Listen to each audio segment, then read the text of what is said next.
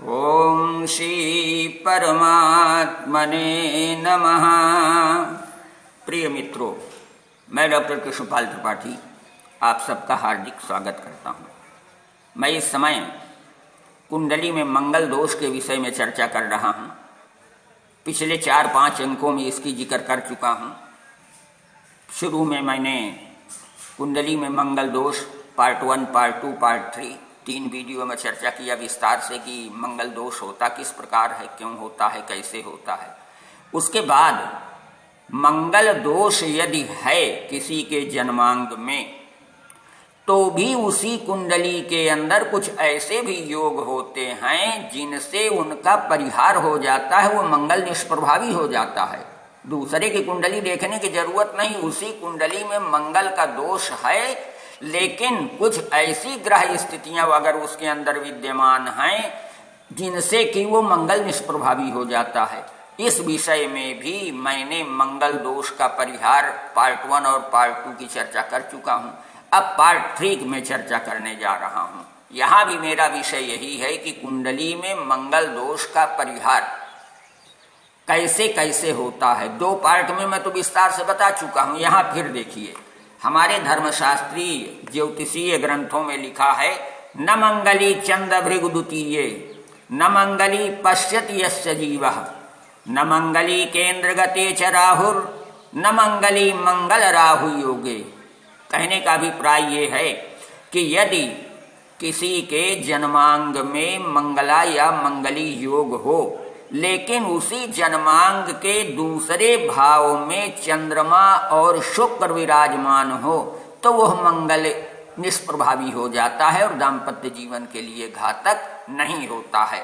अब आप यहाँ इस चक्र को देख करके समझ सकते हैं कि ये प्रत्येक कुंडली में ये प्रथम भाव होगा और इसके बाद ये द्वितीय भाव होगा। यदि इस द्वितीय भाव में शुक्र और चंद्र दोनों एक साथ बैठे हुए हैं तो जान लीजिए कि ये मंगल चाहे जहां हो वो निष्प्रभावी हो जाएगा, उसका कोई दोष नहीं होगा। वो कुंडली गैर मंगली हो जाएगी, मंगला या मंगली नहीं मानी जाए। केवल सामान्य दृष्टि से वो मंगल दोष दिखाई पड़ेगा, बस विशेष दृष्टि से वो मंगल दोष कट जाता है।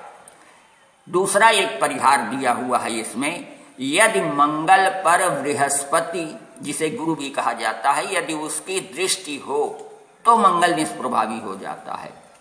चाहे मंगल 1, 4, 7, 8, 12 किसी भी भाव में हो और बृहस्पति कहीं भी हो, यदि वह बृहस्पति से मंगल 5वें स्थान पर, 9वें स्थान पर अथवा 7वें स्थान पर हो तो मंगल निष्प्रभावी हो जाता है।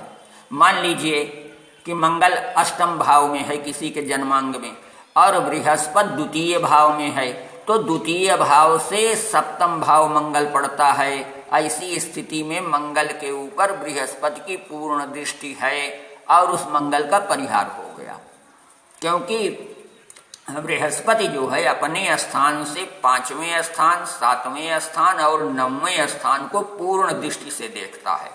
यदि मंगल बृहस्पति से 5वें, 9वें अथवा 7वें स्थान पर है तो मंगल पर बृहस्पति की पूर्ण दृष्टि है और वह मंगल निष्प्रभावी हो जाएगा, उसका कोई दोष नहीं होगा 100%। उसकी त्रिपाद दृष्टि भी होती है बृहस्पति की। यदि बृहस्पति से 4थे अथवा 8वें स्थान पर मंगल है तो मंगल के ऊपर बृहस्पति की 3 पैर की दृष्टि होगी, अर्थात वहां पर बृहस्पति 75% परिहार करता है।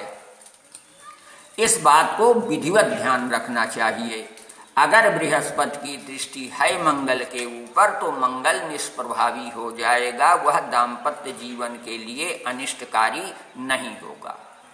यदि किसी के जन्मांग में मंगल या मंगली योग है परंतु केंद्र में अर्थात पहले, 4थे, 7वें अथवा 10वें घर में राहु है तो भी मंगल दोष समाप्त हो जाता है। ये खूब ध्यान रखिएगा, जन्मांग का चक्र में जो 12 खाने हैं वो निर्धारित हैं, अपने स्थान पर रहते हैं। तो सबसे ऊपर वाले खाने में, बाईं ओर के बीच वाले में, नीचे के बीच वाले में और दाहिनी ओर के बीच वाला जो स्थान है ये केंद्र कहलाता है। यदि इस केंद्र में चारों खानों में से किसी भी एक खाने में राहु मौजूद है तो जान लीजिए कि मंगल का दोष नहीं होगा। मैं चक्र के द्वारा आपको दिखा देता हूं कि केंद्र कौन कौन से हैं।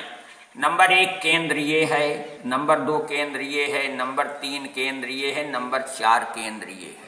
यदि इन चारों में से किसी भी स्थान पर राहु है तो मंगल निष्प्रभावी हो जाएगा, अथवा राहु और मंगल दोनों एक ही घर में हो तो भी मंगल निष्प्रभावी हो जाता है। फिर वह मंगल दाम्पत्य जीवन के लिए घातक नहीं होता।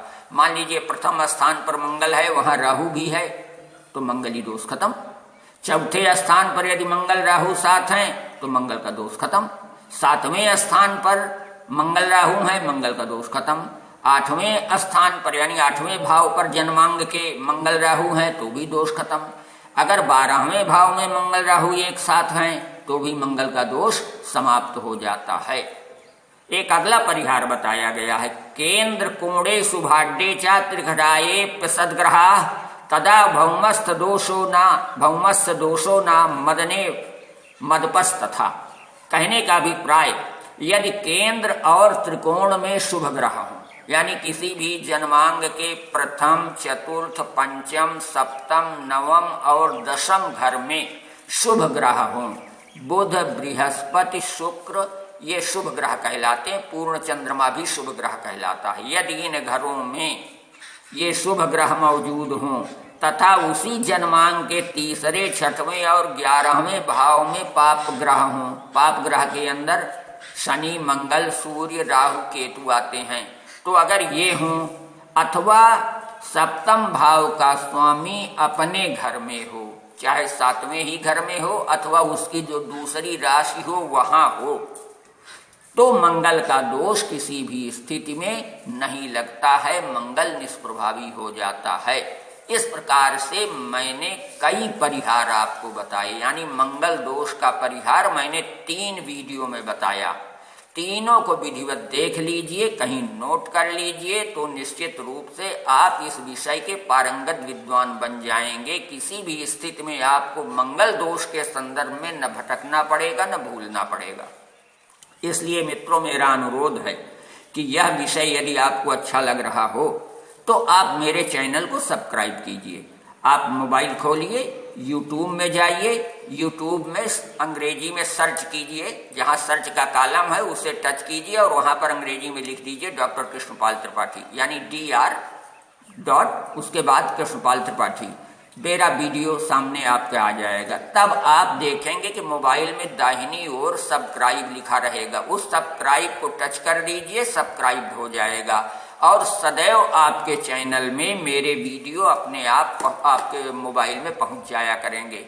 इस तरह से अनेक उपयोगी तथ्य आपको प्राप्त होंगे, ज्ञानार्जन होगा, अच्छी जानकारी होगी और स्वस्थ मनोरंजन होगा। यही मेरा उद्देश्य है, जन कल्याण हो, आपका भला हो और आपके माध्यम से दूसरों का भी भला हो।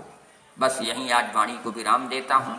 धन्यवाद, नमस्कार। इसके अगले अंकों में हम मंगल दोष के जो उपाय हैं समाप्त करने वाले, उन पर चर्चा करेंगे। तब तक के लिए धन्यवाद, नमस्कार।